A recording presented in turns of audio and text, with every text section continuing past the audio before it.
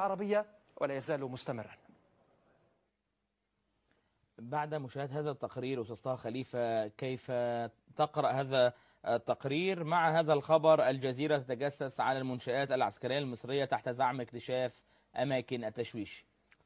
طبعا التقرير الذي استمعنا إليه في هذه اللحظة واستمعنا إليه مرات سابقة وكانت هناك تعليقات عليه من خبراء، هو تقرير مكتوب أن الجزيرة تتجسس على المنشآت العسكرية. أولا، لماذا تتجسس الجزيرة على المنشآت العسكرية؟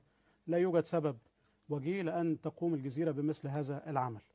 الجزيرة كانت تبحث عن نقطة خاصة بها هي نفسها، وهي التشويش الذي تم عليها أو الذي بدأ منذ 5 من يوليو. وفي إطار البحث البحث عن هذا التشويش لم تقم الجزيرة بنفسها بالبحث. هذا حق الجزيرة أن تبحث عن التشويش الذي يتم عليها حتى تتجنبه أو تقوم بتفاديه. الذي قام بالبحث هي شركة أمريكية معروفة. وثيقة حصلت عليها من أرشيف إدوارد سنودن المحلل الأمني السابق في وكالة الاستخبارات الأمريكية CIA اعتبرت التجسس على الجزيرة من أهم نجاحات وكالة الأمن القومي.